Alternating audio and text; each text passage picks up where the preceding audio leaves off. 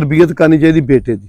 ਹਰ ਬੰਦਾ ਧੀ ਦੀ ਗੱਲ ਕਰਦਾ, ਅਗਰ ਤੁਹਾਡੇ ਬੇਟੇ ਦੀ ਅੱਛੀ ਤਰਬੀਅਤ ਹੋਏਗੀ ਨਾ, ਉਹ ਕਿਹਦੀ ਧੀ ਦੀ ਇੱਜ਼ਤ ਨੂੰ ਉਛਾਲੇਗਾ ਹੀ ਨਹੀਂ। ਸਭ ਤੋਂ ਪਹਿਲਾਂ ਅੱਛੀ ਤਰਬੀਅਤ ਆਪਣੇ ਪੁੱਤ ਦੀ ਕਰੋ ਜੀ, ਕਿਉਂਕਿ ਉਹ ਕਿਸੇ ਦੀ ਧੀ ਤੇ ਨਜ਼ਰ ਨਹੀਂ ਰੱਖੇ, ਉਸ ਤੋਂ ਬਾਅਦ ਫਿਰ ਧੀ ਦੀ ਤਰਬੀਅਤ ਕਰੋ। ਅਗਰ ਤੁਸੀਂ ਔਲਾਦ ਅੱਛੀ ਚਾਹੁੰਦੇ ਤੇ ਮੈਂ ਪੈਗਾਮ ਦੇ ਰਿਹਾ, ਵਾਅ ਦਿਆ, ਉਹਨੂੰ ਰਿਜ਼ਕ ਹਲਾਲ ਖਵਾਓ। ਹਲਾਲ ਦੇ ਖਾਣਾ ਦੀ ਔਲਾਦ ਕਦੀ ਹਰਾਮ ਦੇ ਕੰਮ ਨਹੀਂ ਕਰੇਗੀ।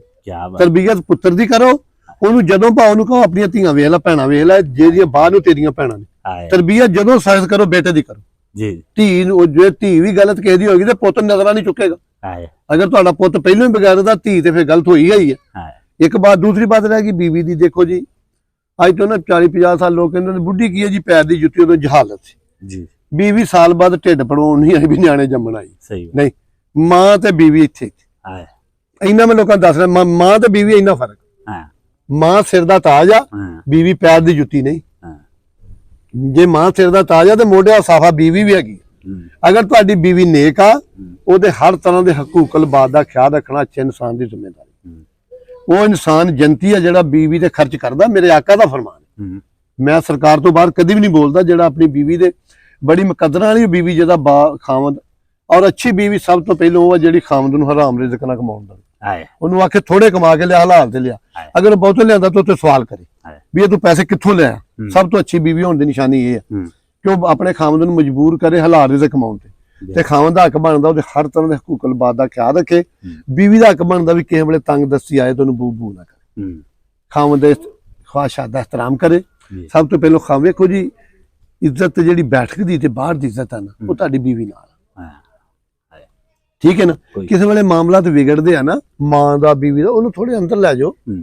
ਉਹਨੂੰ ਕਹੋ ਵੀ ਮੇਰੀ ਮਾਂ ਵਾ, ਮੈਂ ਤੇਰੀ ਮਿੰਨਤ ਕਰ ਲੈਣਾ। ਆਪਣੀ ਬੀਵੀ ਨੂੰ ਅੰਦਰ ਬਾਹਰ ਕਿਸ ਤਰ੍ਹਾਂ ਲਿਆਓ? ਇਸ ਤੋਂ ਪਹਿਲਾਂ ਕਿ ਤੁਹਾਡੇ ਘਰ ਸ਼ਰੀਕ ਆਣ ਕੇ ਫੈਸਲਾ ਕਰਨ, ਤੁਸੀਂ ਆਪਣੀ ਬੀਵੀ ਨੂੰ ਅੰਦਰ ਕਰਕੇ ਕਹੋ ਮੇਰੇ ਵੱਲ ਵੇਖ, ਮੇਰੀ ਮਾਂ ਵਾ, ਚੱਲ ਜੋ ਗੱਲ ਕੁਝ ਕਮੀ ਹੈ ਤੂੰ ਮੇਰੇ ਨਾਲ ਕਰ, ਮੇਰੀ ਮਾਂ ਨੂੰ ਕੁਝ ਨਾ ਆਖੇ। ਤੇ ਜੇ ਤੂੰ ਆਖੇ ਨਹੀਂ ਬਈ ਤੂੰ ਇੱਥੇ ਰਹਿਣਾ ਤੇ ਮੈਂ ਆਪਣੀ ਬੀਵੀ ਨੂੰ ਰੱਖਣਾ, ਨਹੀਂ, ਉਹ ਮਾਂ ਕਿਹੜੀ ਮਾਂ ਵਾ ਜਿਹੜੀ ਨੂੰਹ ਨੂੰ ਕੱਢ ਕੇ ਰਾਜ਼ੀ ਹੈ? ਉਹ ਮਾਂ ਦੇ ਹੱਕਦਾਰ ਤੇ ਨਹੀਂ ਨਾ ਜਿਵੇਂ।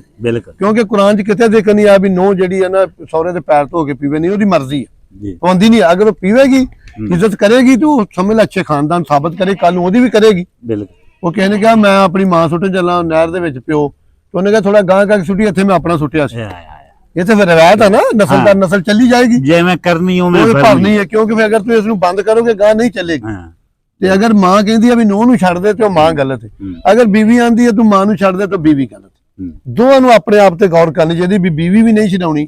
ਬੀਵੀ 'ਚ ਦੋ ਗੱਲਾਂ ਹੋਣੀ ਚਾਹੀਦੀਆਂ। ਫਰਾਦ ਪੁੱਤ ਮੇਰੀ ਗੱਲ ਸੁਣ ਲੈ, ਬੜੀਆਂ ਦੁਨੀਆ ਗੱਲਾਂ ਕੀਤੀਆਂ, ਸਾਰੀ ਬੁਰਾਈ ਬੀਵੀ ਜੋ, ਕਿਉਂਕਿ ਚੁਗਲੀ ਤੋਂ ਬਗੈਰ ਬੀਵੀ ਔਰਤ ਨਾ ਮੁਕੰਮਲ, ਉਹ ਭਾਵੇਂ ਮਾਂ ਵਾ। ਚੁਗਲੀ ਕੀਤੀ ਔਰਤ ਮੁਕੰਮਲ ਹੁੰਦੀ।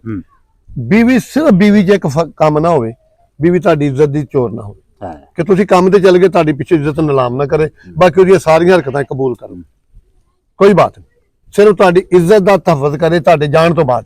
ਇਹ ਤੁਹਾਨੂੰ ਇਤਮਾਦ ਹੋਵੇ ਕਿ ਮੇਰੀ ਬੀਵੀ ਮਹਿਫੂਜ਼ ਬੈਠੀ। ਸਹੀ ਬਾਤ। ਅਗਰ ਤੁਹਾਡੀ ਬੀਵੀ ਬਦ ਕਰਦਾਰ ਹੈ ਨਾ, ਨਹੀਂ, ਉਹ ਫਿਰ ਜ਼ਿੰਦਗੀ ਤੁਹਾਡੀ ਜ਼ਿੰਦਾ ਹੀ ਮੌਤ ਆ।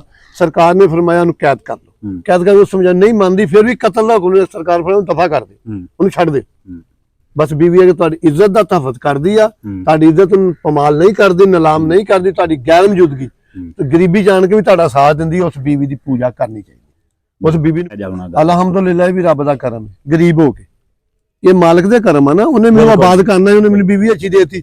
ਅਗਰ ਕਿਹਾ ਮੈਂ ਪਿੰਡ 'ਚ ਗੱਲਾਂ ਕਰਨੀਆਂ, ਇਹ ਮਾਲਕ ਨੇ ਮੈਨੂੰ ਬੀਵੀ ਅੱਛੀ ਦੇਤੀ, ਔਲਾਦ ਅੱਛੀ ਦੇਤੀ, ਤੇ ਮੈਂ ਗੱਲ ਕਰਨ ਲੱਗ ਪਿਆ, ਇਹ ਮਾਲਕ ਦੇ ਕਰਮ। ਲੇਕਿਨ ਮੈਂ ਕਿਸੇ ਤੇ ਕੀਚਲ ਨਹੀਂ ਛੱਡਦਾ। ਮੈਂ ਧੀਆਂ ਦੀ ਮਿਹਨਤ ਕਰਨਾ, ਪੁੱਤਰ ਆਪਣੇ ਵਾਲਿਦੈਨ ਦਾ ਇਹਤਰਾਮ ਕਰੋ।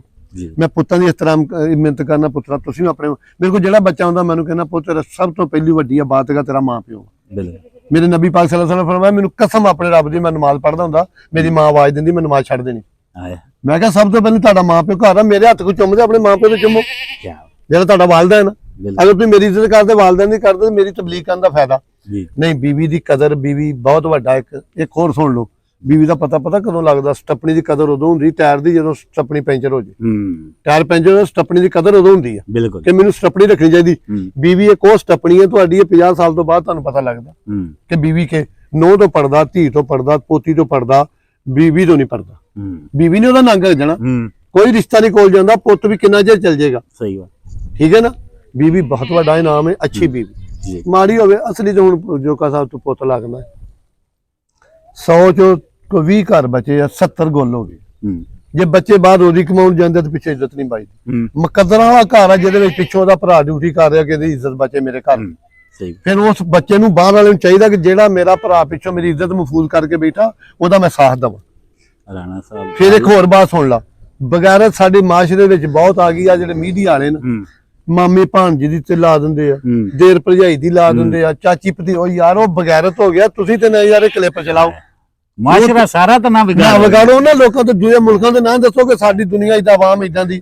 ਯਾਰ ਇਹ ਤੁਹਾਡੀ ਮੈਂ ਮਿਹਨਤ ਕਰਨਾ ਮੀਡੀਆ ਵਾਲੇ, ਤੁਸੀਂ ਸਿਰਫ ਇੱਕ ਆਪਣੇ ਚੰਨ ਨੂੰ ਛਾਲਣ ਵਾਸਤੇ ਅੱਗੇ ਲਿਆਉਣ ਵਾਸਤੇ ਇਹੋ ਜਿਹੀਆਂ ਖਬਰਾਂ ਨਾ ਲਾਇਆ ਕਰੋ। ਸਹੀ ਉਹ ਦੇਰ ਜਿਹੜਾ ਭਰਜਾਈ ਨਾਲ ਗੰਦਾ ਉਹ ਤੇ ਬਗੈਰ ਦਾ ਵੱਡੀ ਭਰਜਾਈ ਤੇ ਮਾਮਾ ਬਰਾਬਰ ਹੁੰਦੀ, ਨਿੱਕੀ ਭਰਜਾਈ ਧੀਆਂ ਬਰਾਬਰ ਹੁੰਦੀ ਆ। ਭਤੀਜੀ ਤੇ ਭਾਣਜੀ ਤੇ ਫਰਕ ਹੀ ਕੋਈ ਨਹੀਂ। ਲਾਂਤ ਪਾਓ ਹੋ ਜਾਂ ਬਗੈਰ ਤੋਂ ਲੋਕਾਂ ਦੇ। ਤੁਸੀਂ ਇਹ ਗੱਲਾਂ ਕਿਹੋ ਜਿਹੀਆਂ ਲਾਉਂਦੇ ਹੋ? ਤੁਸੀਂ ਇਹ ਗੱਲ ਲਾਓ ਕਿ ਯਾਰ ਇਸ ਬੰਦੇ ਨੇ ਗਲਤੀ ਕਰਨ ਦੀ ਕੋਸ਼ਿਸ਼ ਕੀਤੀ ਹੈ ਤੇ ਇਹਨੂੰ ਇਹਦੀ ਧੀ ਨੇ ਇਹਨੂੰ ਬਚਾ ਲਿਆ, ਕਿਉਂਕਿ ਸਾਡੀਆਂ ਧੀਆਂ ਅੱਛੇ ਕੰਮ ਦੀ ਨਕਲ ਕਰਨ। ਪਰ ਪੁੱਤਰਾ ਇੱਥੇ ਨਾ ਹੁਣ ਇੱਕੋ ਹੀ ਮਕਸਦ ਦੁਨੀਆ ਦਾ ਰਹਿ ਗਿਆ ਜੋਕਾ ਸਾਹਿਬ, ਰੁਪਈਆ ਤੇ ਸਭ ਦਾ ਭਣੋਈਆ। ਅਸੀਂ ਤੇ ਗੱਲ ਵੇਖੀ ਸਾਈ, ਅਗਰ ਤੁਸੀਂ ਦੁਨੀਆ ਤੇ ਰਹਿਣਾ ਤੇ ਪੈਸੇ ਕਮਾਓ, ਸਾਡੀ ਇਹ ਸਮਝ ਨਹੀਂ ਆਈ। ਅਸੀਂ ਅੱਜ ਵੀ ਉੱਥੇ ਹੀ ਬੈਠੇ ਹਾਂ ਜਿੱਥੇ 4 ਸਾਲ ਪਹਿਲੇ ਸੀ। ਇੱਕ ਬੰਦਾ ਮੈਨੂੰ ਆਂਦਾ ਜੀ ਇਹ ਤੁਸੀਂ ਬਹਿਣ ਲੱਗ ਪਿਓ ਤੇ ਹੀ ਕਰਦੇ ਹੋ। ਉਹ ਅੱਲਾ ਦੇ ਬੰਦਿਆ ਜ਼ੁਲਮ ਸਿਰ ਚੁੱਕਣ ਨਾ ਦਵੇ, ਹੱਕ ਸਿਰ ਨੂੰ ਆਉਣ ਨਾ ਦਵੇ। ਨਾ ਇਦਾਂ ਕਰ ਸਕੀਏ, ਨਾ ਚਵਲ ਮਾਰ ਸਕੀਏ, ਜਾਈਏ ਕਿੱਥੇ? ਸਹੀ ਕਿੱਥੇ ਜਾਈਏ ਜੀ? ਸਹੀ ਬਾਤ। ਜੇ ਹੁਣ ਸਾਡੀ ਗੱਲ 'ਚ ਅੱਲਾ ਨੇ ਤਾਕਤ ਦੀ, ਸਾਡੀ ਜੇ ਰੋਜੀ ਅੱਲਾ ਨੇ ਸ਼ਰੀਅਤ ਨਾਲ ਵਾਬਸਤਾ ਕੀਤੀ। ਜੇ ਹੁਣ ਸਾਨੂੰ ਲੋਕ ਬਾਹਰੋਂ ਕਹਿੰਦੇ ਆ ਬਾਬਾ ਜੀ ਹੁਕਮ ਕਰੋ, ਕੀ ਕਰੀਏ? ਕੀ ਉਹਨੂੰ ਕਹੀਏ? ਸਾਨੂੰ ਕੀ ਕਹੀਏ? ਯਾਰ ਇਹ ਵੀ ਨਹੀਂ ਕਹਿ ਹੁੰਦਾ।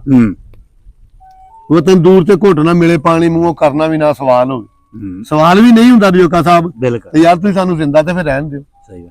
ਅਸੀਂ ਤੇ ਅਜੇ ਆਪਣੀਆਂ ਗੱਲਾਂ ਦਾ ਵੀ ਕੋਈ ਮੁਆਵਜ਼ਾ ਲਿਆ ਜੇ ਸ਼ਾਇਦ ਸਾਡੀ ਅੱਲਾ ਪਾਕ ਨੇ ਰੋਜੀ ਇਸ ਬਹਾਨੇ ਲਿਖੀ ਹੋਵੇ, ਲੇਕਿਨ ਅਸੀਂ ਆਪਣੇ ਕਿਰਦਾਰ ਦੀ ਲਵਾਂਗੇ, ਅਸੀਂ ਜ਼ਮੀਰ ਵੇਚ ਕੇ ਨਹੀਂ ਲਵਾਂਗੇ। ਅਲਹਮਦੁਲਿਲਾ ਆਪਣੇ ਰੱਬ ਤੇ ਖੁਸ਼ ਹਾਂ।